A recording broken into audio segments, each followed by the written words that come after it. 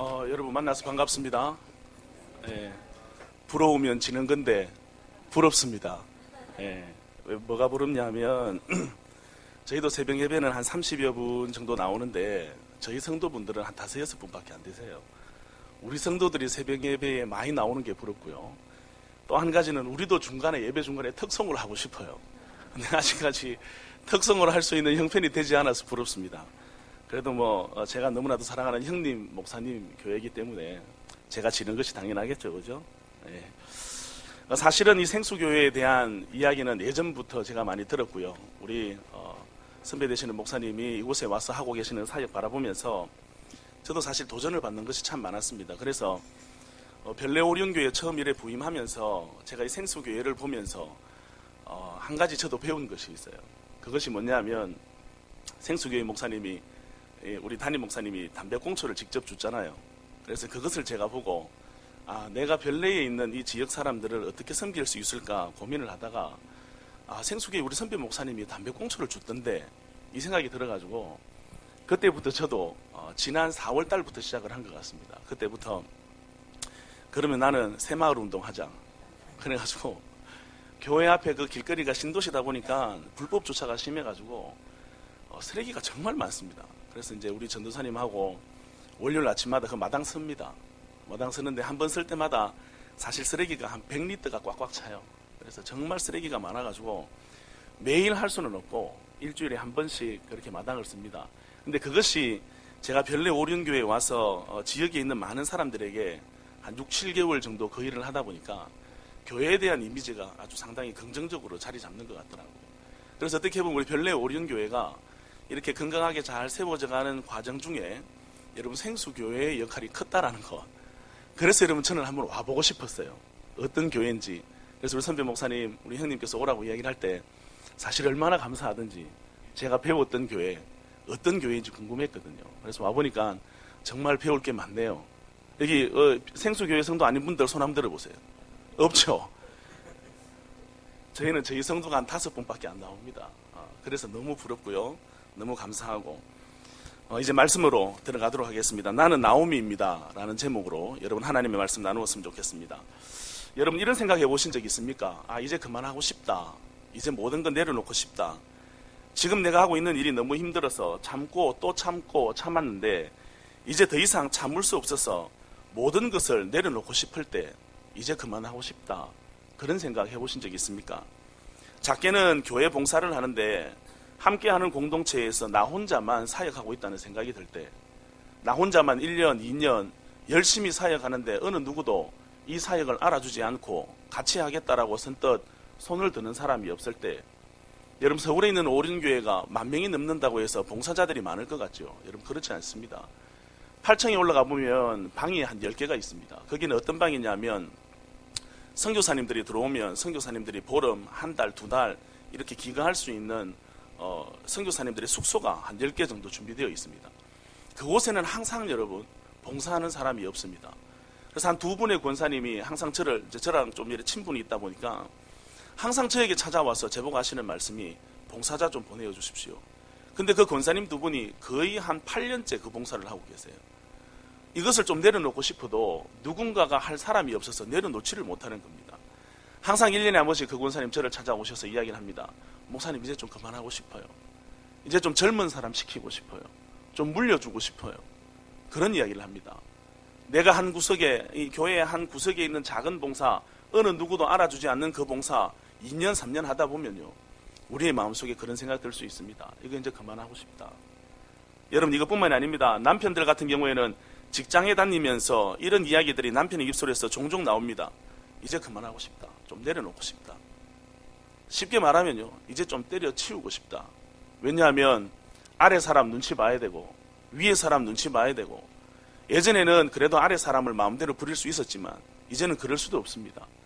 그래서 아래 사람 눈치 보고 위 사람 눈치 보고 언제 내 책상이 비워질까 두려운 마음으로 매일매일 야근. 여러분 그것이 1년, 2년, 3년, 5년, 10년 가고 나면요, 이제는 많은 남자들의 마음속에 이제 좀 그만하고 싶다 이런 생각이 듭니다. 이것뿐만이 아니죠. 여자분들 마찬가지입니다. 이놈의 남편이 좀 빨리 바뀌어주면 좋겠는데 안 바뀌어져요. 그러다 보니까 아이고 이 남편하고 계속 살아야 되나, 이제 좀 그만하고 싶다. 이 이야기는 저희 누님의 이야기입니다. 매형이 좀 바뀌었으면 좋겠는데 저희 누님이 저보다 20살 많거든요. 저는 딸 6의 막내 아들인 아주 귀한 집에서 태어났습니다. 매형이 20살 훨씬 많죠. 근데 매형이 이제 나이가 점점 이렇게 연세가 많아지시다 보니까 고집도 세워지시고, 누님은 나이가 많으면 힘이 빠지겠지라고 생각을 했는데 저희 매형은 갈수록 힘이 좋아지세요. 그러다 보니까 누님이 저한테 하루는 와서 그런 이야기를 했습니다. 삼년아, 이제 그만하고 싶다. 좀 바뀌는가 싶더니 바뀌지도 않고 너무 힘들다. 그런 이야기를 했습니다. 얼마 전에 한 자매를 만났습니다. 그 자매는 결혼한 지 얼마 되지 않았습니다. 근데 그 자매는 아픔을 가지고 결혼했어요. 그 아픔이 뭐냐 하면, 사실 그 자매는 처음 결혼하는 것이 아니라 2번째 결혼하는 것이었습니다. 왜냐하면 이 자매가 처음 결혼해서 자기가 사랑하지도 않지만 조건이 좋아서 결혼을 했는데, 결혼하고 난 다음에 이 남편이 이 자매에게 3개월이 지나고 이렇게 이야기를 하더랍니다. 내가 너의 정신세계를 완전히 고쳐줄게. 그렇게 이야기를 하고 난 다음부터 매일 폭행이 시작된 겁니다. 집을 도망 나오듯이 도망 나와서 시간이 지나서 이혼을 했습니다. 그리고 한 3년 정도 지나서 이 자매가 재혼을 했습니다. 오륜교에서 한 청년을 만나서 건강한 청년과 재혼을 해서 좋은 가정 잘 이루는가 싶었습니다. 그런데 여러분, 그렇게 결혼하고 나니까 이 남편이 그 부분을 극복을 할 수가 없었던 것입니다. 처음에는 극복할 수 있을 것 같아서 재혼을 이렇게 선택해서 결혼을 했는데, 시간이 이제는 6개월, 1년 지나고 나니까 이것을 극복할 수가 없는 거예요. 그러다 보니까 자꾸 다툼이 시작이 되고 그래서 그 자매가 저를 찾아와서 그런 이야기를 했습니다. 목사님, 이제 정말 그만하고 싶습니다. 내가 먼저 말을 꺼내지는 못하고 남편이 먼저 말을 끝내면 이제는 끝내야 될 것 같습니다. 그런 이야기를 했습니다. 그러면서 내 인생이 왜 이런지 모르겠다며 가슴 아파하고, 이렇게 실패한 인생처럼 살아가는 자신이 너무 밉답니다. 너무 가슴 아프고 밉대요, 자기 자신이. 이 이야기를 듣는 내내 저 역시 가슴이 먹먹했습니다. 이 자매를 어떻게 위로할까? 여러분, 그런데 오늘 우리가 읽었던 본문을 살펴보면 한 여인의 입에서 터져나오는 말이 있습니다. 그것이 뭐냐면 바로 이 말입니다. 이제 그만해야겠다. 이제 그만하고 싶다. 이제 다 내려놓고 싶다. 그 여인은 다름 아닌, 여러분, 우리가 읽었던 본문 속에서 말하고 있는 나오미라는 여인입니다. 사랑하는 남편을 따라서 좀 더 잘 살고 싶고 좀 더 행복하게 살고 싶어서 모압이라는 땅을 선택했습니다. 모압이라는 땅으로 이주를 했습니다. 요즘으로 말하면 여러분, 외국으로 일하러 간 것입니다. 좀 더 잘 살아보려고, 좀 더 행복해 보려고, 좀 더 풍요롭게 살기 위해서 모압 땅이라는 곳, 그곳을 찾아서 외국으로 이주를 했습니다. 그런데 그곳에 간 지 얼마 되지 않아서 여러분, 남편이 죽어버렸습니다. 무슨 사연으로 죽게 되었는지 성경은 말하고 있지 않지만, 타민족이 모압 땅에 들어와서 살아갈 때 그리 편한 일을 하지는 않았을 것 같습니다. 지금 우리의 상황을 한번 생각해 보십시오. 외국인들이 한국에 들어와서 생활하며 직업을 가질 때에 여러분, 우리와 동일한 직업을 가지는 사람이 과연 얼마나 있습니까? 그때 상황도 별반 다를 바가 없는 것 같습니다. 아마 이 모압 땅으로 넘어간 나오미와 그의 남편 그리고 그의 자녀들, 그들은 아마 그곳에서 아마 많은 차별 대우를 받으면서 외국인 근로자의 신분으로 살아갔을 것입니다. 그렇게 살아가다가 얼마 지나지 않아서 엘리멜렉이 죽었다라는 소식을 여러분 접하게 되죠. 이 사람이 왜 죽었을까요? 아마 성경을 보면 연한이 다하여 죽은 것 같지는 않습니다. 그렇지 않습니까? 늙어서 삶의 연한이 다해서 하나님이 부르신 것 같지는 않습니다. 아마 사고 때문인지 아니면 어떤 다른 사람의 어떤 해하는 그 해함 때문인지 남편이 죽어버렸습니다. 노동으로 인한 질병인지 모르지만 남편이 어느 날 갑자기 죽어버렸습니다. 좀 더 잘 살아보고자, 좀 더 행복해지고자 모압 땅을 선택했는데 남편의 장례를 치르고 얼마 지나지 않아서 두 아들마저도 하나님께서 불러버렸습니다. 그래도 좀 의지하려고 살고려고 했던 두 아들이 죽어버린 것입니다. 여러분, 이 상황에서 이 여인이 할 수 있는 대답이, 이 여인이 처할 수 있는 환경이 어떤 환경이나 있겠습니까? 그래서 이 여인은 아마 내심 그런 이야기를 한 것 같습니다. 휴, 이제 그만하고 싶다. 이제 정말 그만하고 싶다. 이제는 내가 모든 것 다 내려놓고 내가 나의 고향인 곳으로 돌아가야 되겠다. 그녀는 자기 자신의 인생을 바라볼 때 자신이 실패한 인정으로 단정지어버립니다. 그래서 그는 자기 자신을 두고 내 인생은 쓰디센 인생이다. 내 인생은 괴로움의 연속이다. 그렇게 이야기를 합니다. 여러분, 사람들은 나오미와 같은 인생을 실패한 인생이라고 생각합니다. 그렇지 않습니까? 사람들은 이러한 인생을 두고 실패한 인생이다. 내가 너무 힘들어서 이제 모든 것을 내려놓고 싶다라고 이야기를 할 때 그 사람은 연약해 보이고 약해 보이고 실패한 것처럼 보입니다. 이 나오미를 보면 여러분 저는 생각나는 한 사람이 있습니다. 제가 어릴 때 자라던 시골 모교회에 저희 누님의 친구분이 계세요. 저보다 한 10몇 살 많기 때문에 제가 아주 어릴 적 일입니다. 그러나 잊혀지지 않고 분명히 기억되고 있습니다. 제가 살던 동네는 아주 작은 동네였습니다. 그래서 옆집에 밥 숟가락이 몇 개 있는지까지도 다 아는 동네였습니다. 그러다 보니까 정이 많죠. 여러분 정이 많다는 말은 무슨 말인지 아십니까? 옆집에 간섭이 많다는 말입니다. 이 동네에서 무슨 일이 나는지, 이 집에 누가 부부싸움 했는지, 이 집에 무슨 일이 어떻게 진행되어지고 있는지 모든 것을 다 알던 동네입니다.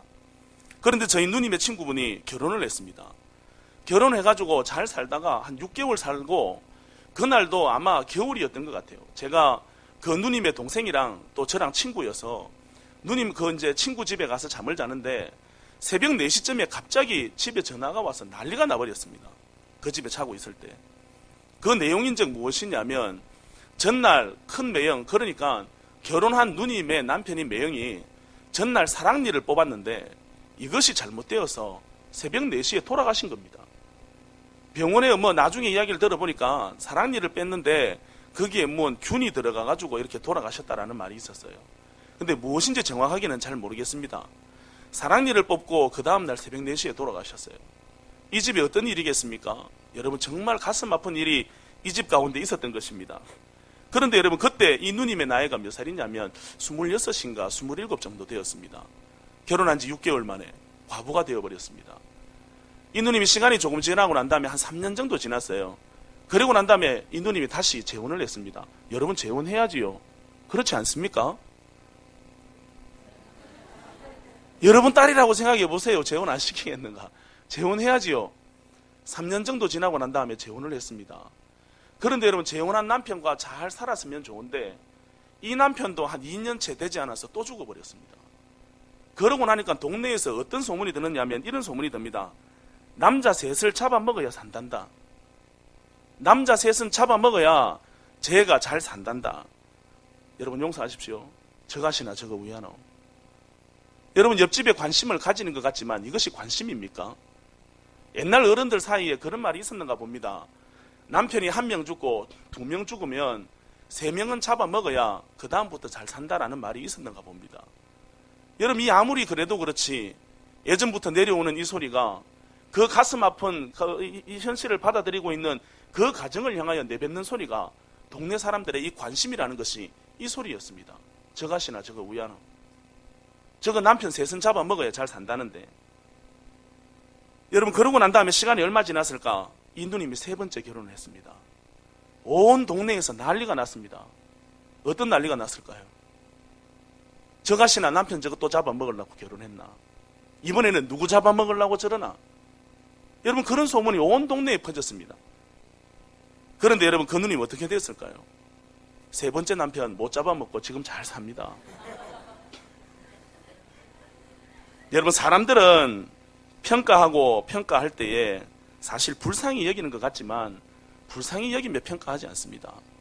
불쌍히 여기는 것처럼 이야기를 하지만 사실은 그 사람을 비난하고 그 사람을 업신여기고 그 사람의 인생이 실패한 인생이라고 이야기를 합니다. 여러분 오늘 본문에 나와 있는 이 나옴이라는 여자, 그 여자가 이제 그만하고 싶다 하면서 너무나도 지친 몸을 이끌고 이 시대에 하나님을 알지 못하는 사람들의 말에 의하면 여러분 어떤 말이겠습니까? 남편 잡아먹고 2 아들도 잡아먹은 그 여인, 여러분 그 실패한 여인이 어디로 돌아가느냐 하면 자기 고향 베들레헴으로 돌아갑니다. 여러분 베들레헴으로 돌아가니까 많은 사람들이 동구밖까지 나와가지고 이 나옴이라는 여인을 반기고 있습니다. 뭐라고 이야기를 합니까? 성경을 보면 이렇게 이야기를 합니다. 나오미가 온다. 봐라 나오미가 온다. 여러분 이것은 나오미를 격려하고 위로하는 말로 들립니까? 여러분 그렇지 않습니다. 이 말 속에는 나오미를 격려하고 위로하는 것처럼 들리는 것처럼 보일지 모르겠지만 여기에는 나오미를 조롱하는 투가 들어가 있는 것입니다. 어떤 의도일까요? 저 봐라 저 봐라. 좀 더 잘 먹고 잘 살라고, 좀 더 행복하게 살라고 고향 버리고 도망간 저 여인 어떻게 되었는지 한번 봐봐라. 동네 사람들 다 나와서 봐라. 나오미가 온다 나오미가 온다. 여러분 그렇게 이야기를 하고 있는 것입니다. 먹고 살기 위해 고향을 떠난 나오미가 혼자 걸어오고 있는 것 한번 봐봐라. 저 여인이 예전에 고향 버리고 떠나간 여자다. 저 여자가 남편 잡아먹고 두 아들 잡아먹고 온단다. 여러분 그 이야기하고 있는 것입니다. 사람들에게는 불쌍히 여김의 대상이기도 하지만 실패한 인생으로 보여졌던 것입니다. 여러분 이 상황 앞에서 나오미의 대답 무엇입니까? 뭐라고 이야기를 합니까? 나를 나오미라 하지 마라. 나를 말하라 해라. 여러분 나오미 자기 스스로마저도 자신의 인생을 실패자의 인생으로 낙인 찍고 맙니다. 나는 나오미가 아니다. 나는 마라다. 여러분 여기에서 말하는 나오미 그 이름의 뜻이 뭔지 아십니까? 그 이름의 뜻은 희락, 화평, 평화, 기쁨 이런 뜻입니다. 근데 여러분 여기서 말하고 있는 마라라는 뜻은 무엇입니까? 쓰다, 괴롭다, 실패하다라는 뜻이에요. 사람들이 나오미를 부를 때 뭐라고 얘기를 하느냐면 어쨌거나 조롱하든 어쩌하든 사람들은 나오미가 온다. 그러니까 희락이 온다, 기쁨이 온다, 화평이 온다 이렇게 이야기를 하고 있는데 나오미 스스로도 자기 스스로를 두고 뭐라고 이야기를 하느냐면 아니야. 내 인생은 실패한 인생이야. 내 인생은 쓰디쓴 인생이야. 내 인생은 사람들이 다 포기해버린 인생이야. 세상에 희망이 없는 인생이야. 나는 남편과 아들을 잡아먹은 인생이야. 자기 스스로 나는 실패한 여자다라고 단정짓고 있는 것입니다. 사랑하는 성도 여러분, 오늘 이 아침에 저는 여러분들에게 한 가지를 물어보고 싶습니다. 여러분들의 인생은 나오미입니까? 마라입니까? 위기와 고난이 엎친 데 덮친 격으로 다가와서 여유를 가지는 것조차 사치로 느껴지지 않습니까? 그래서 스스로 내 인생이 나오미가 아니라 마라다라고 그렇게 생각하고 있지는 않습니까? 아 정말 힘들다. 나는 지금 너무 괴롭다. 남들은 다 저래 잘 풀리는데 나는 내 가정은 내 자녀는 왜 이럴까? 왜 우리 가정에는 이렇게 고난만 있을까? 왜 우리 교회에는 이렇게 힘겨운 산들만 존재할까? 이제 모든 건 내려놓고 싶다. 여러분 이런 상황 가운데 그 상황 가운데 계시는 분 여러분 계시지 않습니까? 이 설교 준비하면서 저 역시 제 마음속에 그런 마음이 있더라고요. 끝없이 준비하며 여러분 어제도 저는 돌아오는 주일날 성찬식 하기 위해서 포도를 다렸습니다. 그거 다리면서 이 생각했습니다. 내가 이 짓을 왜 하고 있지? 포도주 한 병 그냥 가서 사면 되는데 그렇게 고생하는 나의 모습을 보면서 야 이제 그만할까? 이런 생각이 저 자신에게도 있습니다. 하나님의 일을 하면 그래도 좋아져야 되잖아요. 저희 아들 별내로 가고 난 다음에 저희 첫째 아들이 몸에 이상 증상이 생겼습니다. 3걸음 앞으로 가고 2걸음 뒤로 옵니다. 틱이 생겼습니다. 입에서 계속해서 여러분 죄송합니다. 이시발 이야기가 나옵니다. 음성틱에 욕틱에 운동틱에 그냥 3박자가 갖추어졌습니다. 저희 아내의 직업이 뭔지 아십니까? 놀이치료사입니다. 여러분 전혀 맞지 않죠? 여러분 하나님 일하면 좀 좋아져야죠. 그런데 여러분 더 힘든 일들이 다가와요. 그런 거 바라볼 때마다 하나님 나 이거 내려놓고 싶습니다. 내려놓고 이 아들 데리고 여행 가고 싶습니다. 이런 생각 들지요. 힘든 일 다가오고 우리 자녀에 대한 문제 다가오면 여러분 그것이 꼭 내가 실패한 것처럼 내가 마라인 것처럼 그렇게 우리에게 다가올 수 있습니다. 그런데 여러분 성경을 한번 찾아보십시오. 오늘 우리가 읽었던 룻기서 전체를 찾아보면 이 본문 속에 하나님이 나오미를 향하여서 말하고 있는 적은 한 번도 없습니다. 이 성경은 계속해서 나오미를 향하여 뭐라고 얘기를 하느냐면 너는 나오미야. 너는 나오미야. 남편 잡아먹어도 너는 나오미고 두 아들 잡아먹어도 너는 나오미고 많은 사람들이 실패했다고 조롱한다고 해도 너는 내 앞에서 나오미야. 하나님의 생각은 변치 않는 겁니다. 하나님의 생각은 변함이 없으십니다. 우리는 나오미의 인생 마지막을 너무나도 잘 알고 있습니다. 그녀의 인생 마지막을 살펴보면 여러분 그녀는 마라가 아니라 나오미지 않습니까? 그녀의 며느리 롯이 낳은 아들을 두고 성경은 롯이 아들을 낳았다고 이야기를 합니까? 그렇지 않습니다. 성경은 뭐라고 이야기를 하느냐면 나오미가 아들을 낳았다고 이야기를 합니다. 여러분 누가 아들을 낳았습니까? 롯이 낳았습니다. 근데 성경은 뭐라고 이야기를 하느냐면 나오미가 낳았다. 여러분 왜 그렇습니까? 자기 스스로도 실패한 인생인 것처럼 자기를 받아들일지 모르겠지만 하나님은 계속해서 나오미에게 뭐라고 얘기를 하느냐면 너 나오미야. 너 내 앞에서는 기쁨이야. 너 내 앞에서는 화평이야. 너 내 앞에서는 평안이야. 하나님은 계속해서 그렇게 보여주고 계시고 그의 인생의 마지막에 그의 인생이 화평이었고 기쁨이었다는 것을 하나님은 확정해주고 있는 것입니다. 사랑하는 성도 여러분, 하나님께서 동일하게 우리에게 말씀하십니다. 우리의 인생은 마라가 아닙니다. 저와 여러분의 인생은 나오미입니다. 고난 가운데 어떠한 일 가운데도 자녀들의 문제를 살펴보면 답이 안 나온다 할지라도 우리 가정이 꼭 내가 바라보기에 마라인 것처럼 느껴질지 모르겠지만 여러분, 하나님은 계속해서 우리에게 뭐라고 말씀하시느냐 하면 너의 가정은, 너의 자녀는, 너의 가정의 모든 문제는 그리한다 할지라도 내 앞에서는 나오미야. 저와 여러분의 인생과 가정과 생업이 아무리 어려운 일이 있다고 해도 여러분, 하나님 앞에서 우리가 마라가 아니라 나오미, 희락과 기쁨과 화평이기를 주의 이름으로 축원합니다. 여러분, 이것은 부단 나오미만의 일이 아닙니다. 창세기 39장을 살펴보면 우리가 너무나도 잘 알고 있는 요셉의 이야기가 등장합니다. 거기에 보면 2절을 살펴보면 이렇게 이야기를 합니다. 제가 한번 읽어드리겠습니다. 39장 2절을 보면 이렇게 이야기를 합니다. 여호와께서 요셉과 함께 하심으로 그가 형통한 자가 되어 그의 주인 애굽 사람의 집에 있으니 라고 이야기를 합니다. 39장 2절에서 요셉을 두고 뭐라고 얘기를 하느냐면 그는 형통한 자다라고 이야기를 합니다. 그런데 여러분, 39장 지금 이 순간에 요셉이 형통한 자일까요? 여러분, 그렇지 않습니다. 지금 39장 이 상황에서 요셉은 형통한 자가 아니에요. 이 상황에서 요셉은 그렇지 않습니다. 형들로부터 여러분 모함을 받아가지고 여러분 미디안의 상인에 의해서 팔려버렸습니다. 그러고 난 다음에 애굽의 친위대장인 보디발의 집에 여러분 노예로 들어갑니다. 그 노예 집에서 뭔가 좀 잘해가지고 한번 살아보려고 발버둥 치니까 여러분 이제 위치가 조금 좋아졌습니다. 그 집을 관리하는 사람이 되었습니다. 이제 조금 나아지는가 싶었는데 그 보디발의 아내가 요셉을 모함하고 유혹을 합니다. 그곳에서 또 한 번 요셉은 좌절을 경험합니다. 그래서 가는 곳이 어디냐면 여러분 왕의 감옥이었습니다. 여러분 바로 이 순간입니다. 39장은 바로 이 순간이에요. 이 순간이 과연 요셉에게 형통한 순간입니까?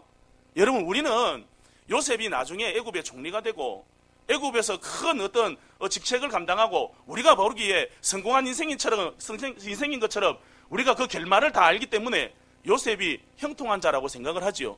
우리는 미래를 알고 있기 때문입니다. 그러나 여러분, 39장 이 순간에서 요셉은 그렇지 않아요. 이 순간에서 요셉은 어떤 인생이냐면 여러분, 실패한 인생입니다.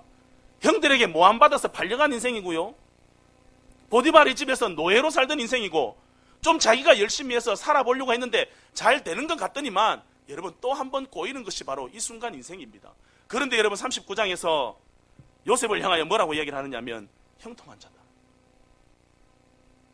형통한 자다.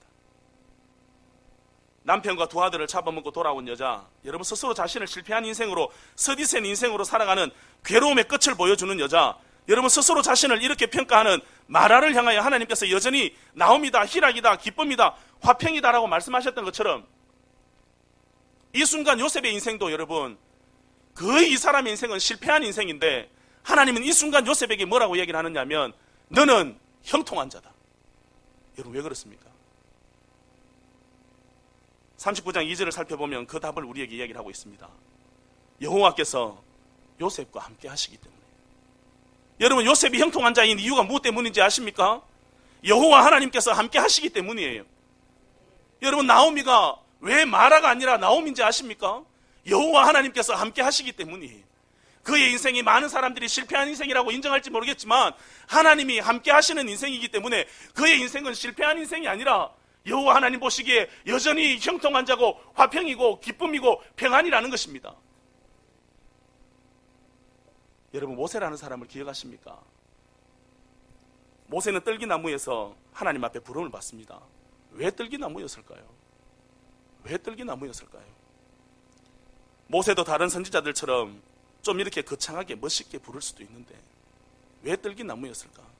에스겔처럼 그발 강가에서 그 고향 땅 바라보고 노을 바라보고 있을 때 하나님이 에스겔아 에스겔아 이렇게 불렀던 것처럼 모세도 뭔가 큰 대망을 가지고 있을 그때에 하나님께서 모세야라고 부를 수 있는데 하나님이 왜 모세를 떨기나무 가운데서 불렀을까요? 40년의 왕족 생활을 거치고 미디안 광야로 나아가가지고 그곳에서 그는 1년, 2년, 3년 아마 다음 재기를 꿈꾸며 준비했을 것입니다. 그런데 1년 지나고 2년 지나고 3년 지나고 10년, 20년 지나고 나니까 모세의 심중에 어떤 생각이 들었겠습니까? 이제는 다 내려놓자. 걸렀다. 끝났다. 이제는 끝났다. 안 된다. 여러분 그리고 어느 날 40년이 지나고 난 다음에 여전히 양을 치기 위해서 그 광야를 걸어가고 있는데 저 멀리 바라보니까 이 떨기나무 바짝 바짝 말라버린 떨기나무에 불이 붙어 있는 겁니다. 그곳에 가가지고 그 떨기나무를 바라보고 있어요. 그 떨기나무 바라보니까 어떤 생각이 들었겠습니까, 여러분? 아마 모세는 그 떨기나무가 자기의 인생처럼 보였을 것입니다. 배짝 말라버리고 이파리 하나 없는, 여러분, 그 마른 떨기나무, 그것이 꼭 자기의 인생 같았을 것입니다. 그런데 여러분 기억하십니까? 성경은 뭐라고 이야기를 하느냐면 그 떨기나무에 불이 붙었는데 그 불이 꺼지지 아니하였더라. 떨기나무가 타서 없어지지 아니하였더라. 자기의 인생이 말라 비틀어져 버린 떨기나무 같은데 여러분 자기의 인생이 없어지지 않는 거예요. 어떻게 되니까 여호와 하나님의 불이 그 나무 가운데 있으니까, 하나님이 불이 있으니까 그의 인생이 말라 비틀어져 버린 그의 인생이 여러분 사라지지 않더라라는 거예요.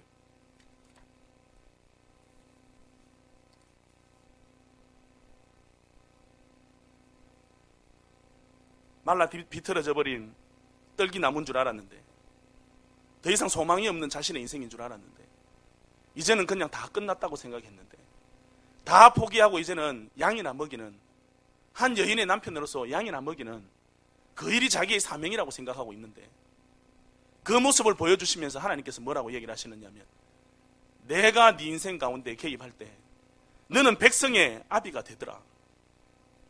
사랑하는 성도 여러분, 위기와 고난은 저와 여러분의 인생을 피해가지 않습니다. 저는 우리 성도들 보고 항상 이야기를 해요. 저는 예언의 은사가 없습니다. 그런데 저는 예언할 수 있는 게 있어요. 그게 뭐냐면 저와 여러분의 인생 가운데 고난이 첩첩의 산중으로 다가올 것이라는 겁니다. 여러분들이 신앙생활 하는 한, 여러분들이 하나님을 신뢰하는 한 마귀 새끼는 여러분들을 그냥 두지 않을 겁니다. 크고 작은 시련들이 계속 반복적으로 다가올 겁니다. 그 시련들을 경험하다 보면 때로는 내 마음속에 어떤 생각이 드느냐면, 하나님, 이제는 내가 버틸 힘이 없습니다. 이제 내려놓고 싶습니다. 이제는 다 포기하고 싶습니다. 내 스스로도 그것을 받아들이게 되죠. 그러나 여러분 분명히 기억하십시오. 하나님께서 그 순간 우리를 향하여 뭐라고 얘기를 하시느냐 하면, 너는 마라가 아니야. 너는 나옴이야. 너는 실패한 인생이 아니야. 너는 형통한 인생이야. 너는 말라 비틀어져 버린 떨기나무가 아니야. 너는 백성의 아비야. 여러분, 저와 여러분을 향하여 하나님의 마음이 바로 이것입니다. 그렇기 때문에 우리는 믿음으로 세상을 승리할 수 있는 거예요. 내가 좀 다른 사람들보다도 가난하여도, 내 밥상에 반찬이 좀 못해도, 내가 사는 집이 좀 좁아도, 여러분, 하나님이 나와 함께 하시기 때문에 우리는 성공한 인생인 겁니다. 하나님이 나와 함께 하시기 때문에 우리는 형통한 인생인 거예요. 저는 우리 별내 오륜교회도 그런 생각을 해요. 제가 새벽마다 끊이지 않고 기도하는 기도의 제목은 하나님의 영이 떠나지 않는 교회입니다. 여러분, 아무리 교회가 작아도, 아무리 교회가 재정이 약해도 하나님이 함께 하시면 그 교회는 형통한 교회입니다. 하나님이 함께 하시면 그 교회는요, 마라가 아니라, 실패자가 아니라 하나님 앞에서 희락이요, 기쁨이요, 평화입니다. 하나님이 함께 하시면 우리의 교회가 말라 비틀어져 버린 떨기나무가 아니라 여러분 백성의 아비가 되는 것입니다. 간절히 바라기는 이 구로 땅에서 우리 생수교회가 백성의 아비가 되시기를 주의 이름으로 축원합니다. 성공한 교회, 아니 하나님이 함께 하셔서 모두가 이 교회는 마라다라고 이야기한다 할지라도, 하나님께서 이 교회는 마라가 아니라 내가 사랑하고 존귀히 여기며 나의 핏값으로 세운 나오미야라고 말씀하시는 귀한 그 은혜가 이 교회와 여러분들 가정 가운데 있으시기를 주의 이름으로 축원합니다. 우리 시간 다 같이 한번 말씀을 붙들고 기도하며 나갔으면 좋겠습니다. 하나님,